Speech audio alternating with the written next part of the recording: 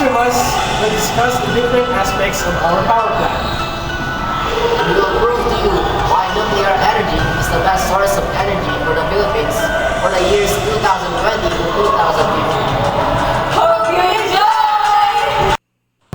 Good day everyone, I'm Patricia Canonero and I will explain the process on how the nuclear power plant generates electricity.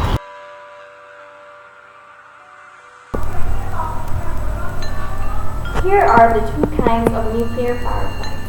First, the fusion power plant. In fusion, the nuclei of two atoms combine to form one atom. Fusion is the same process that takes place deep within the core of the sun.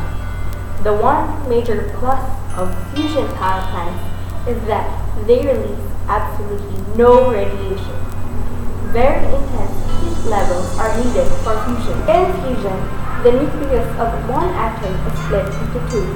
This is the kind of nuclear power plant that exists today.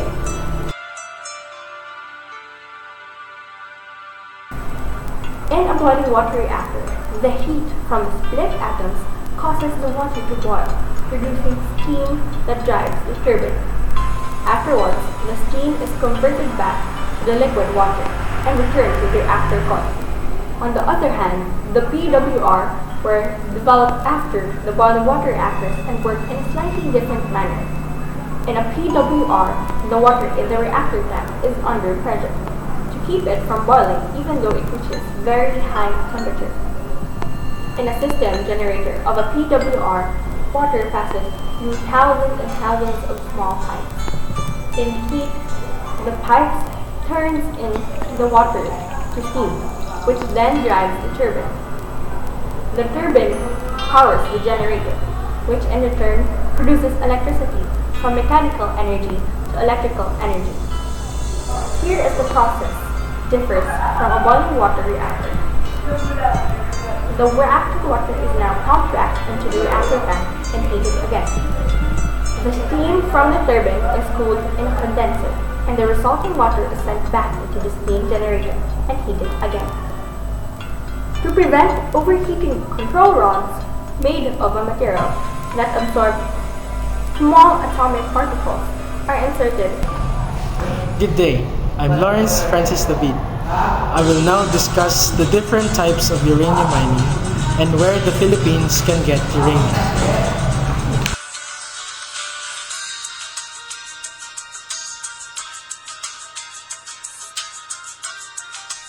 Uranium mining, and these are open pit mining, underground mining, and the in situ leach mining.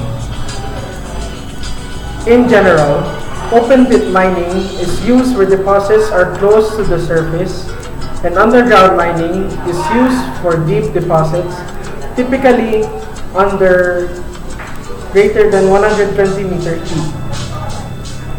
Open pit mines require large holes on the surface, larger than the size of the ore deposit, since the walls of the pit must be sloped to prevent collapse. As a result, the quantity of material that must be removed in order to access the ore may be large. Underground mines have relatively small surface, and the quantity of material that must be removed to access the ore is considerably less than in the case of an open pit mine. Special precautions, consisting primarily of increased ventilation, are required in underground mines to protect against airborne radiation exposure. An increasing proportion of the world's uranium now comes from in situ leach mining, where acidulated groundwater is circulated through a very porous ore body, dissolve the uranium oxide and bring it to the surface. So where can the Philippines get uranium? There are many countries that are abundant in uranium. According to the World Nuclear Organization, as of 2009, Australia has 31% of the world's uranium, Kazakhstan has 12%, and Canada has 9%. The Philippines can get uranium from these three countries. Good day everyone, I am Sheina and I am going to discuss the different advantages of the nuclear power plant.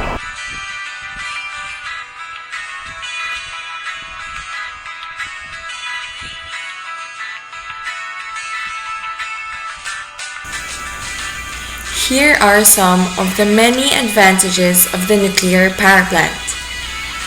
First is its low running costs. Nuclear energy is inexpensive to produce. The biggest cost comes from building nuclear power plants, but the cost of running those plants remains relatively low. One reason why the costs are low is because nuclear plants need only a small amount of uranium to produce a lot of energy. In fact, if the cost of uranium is doubled, costs would only be increased by 7%. Second, it is environmental friendly. Nuclear power plants can help preserve the environment by lessening the dependence on fossil fuels. The burning of gas, oil, and coal contribute to atmospheric problems such as global warming and acid rain. Since nuclear power plants produce power without relying on these resources, they can help create cleaner air. And the fuel it uses, uranium, is more abundant than fossil fuels or rivers left to be dammed. Third is its safety. Despite well-publicized accidents such as Chernobyl and Fukushima power plant in Japan, nuclear plants have been proven to be relatively safe.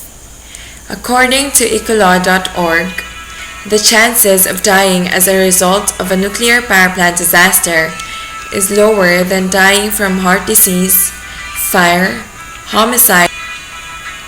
The fourth advantage is its reliability. There is no need to worry about interruptions to the power supply. As long as there is uranium, there will be power. This means that there will be no blackouts or brownouts, and if there will be, it would only take a short period of time. Fifth, it is compact. Nuclear power plants occupy a relatively small area, taking up about as much physical space as a football stadium, which approximately is a little less than 1 1/3 acres. Nuclear waste produced by these plants remains more compact than any other energy source. Lastly is its availability. Uranium, the primary source of nuclear energy, comes from the Earth's crust, and major deposits discovered in Canada and Australia could produce large amounts of energy. The cost of mining uranium from open-cut mines remains relatively inexpensive. Other countries do recognize the advantages of nuclear power. France uses nuclear power to generate 77% of its electricity, and 35 nuclear power plants are currently under construction around the world. 24 of them are in Asia. Good day, viewers. I'm Catequista, and I'm here to discuss to you about the international and national disasters and the history of nuclear power plants, such as the Bataan, Chernobyl, and the Fukushima.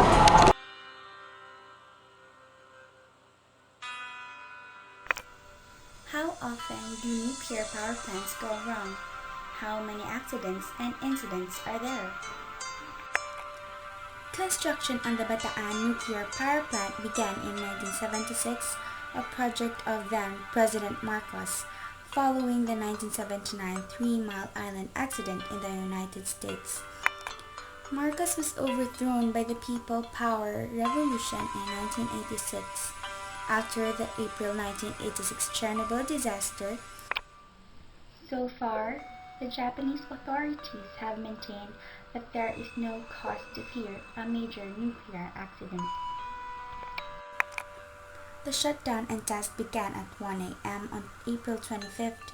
To get accurate results from the test, the operators turned off several safety systems which turned out to be a disastrous decision. If the safety systems had remained on, they would have fixed the problem. However, they were not. The reactor exploded at 1:26 a.m. I am John Joshua Babiera, and I will present to you disadvantages of nuclear power plants and introduce to you Generation T+ nuclear power plants.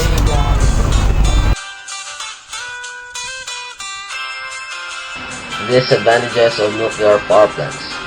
First, it is very vulnerable to nuclear meltdowns, and nuclear meltdowns can cause nuclear explosion.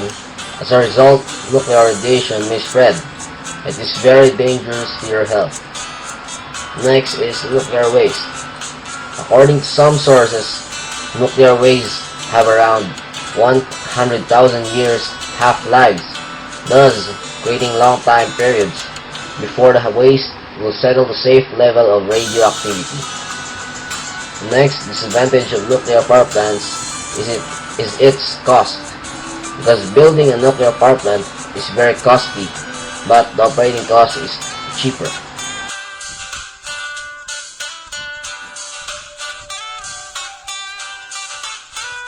And now I will introduce to you Generation T+ nuclear power plants. So the developments are the following. Number 1, it has passive safety mechanisms which will automatically cool the system in case of power failure. Number 2, it has around 800,000 gallons of water reserved to cool the system in case the passive safety mechanisms failed to work. Number 3, it has simpler design that makes it cheaper to build and also easier to operate. Next is it has higher burnup, which minimizes the usage of uranium because it can produce more electricity with less uranium and lessens nuclear waste.